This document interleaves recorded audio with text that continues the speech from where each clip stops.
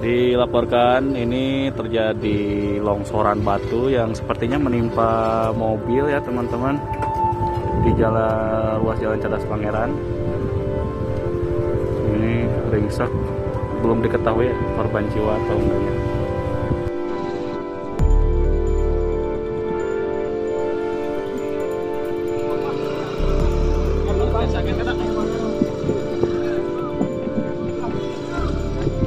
Ya Allah.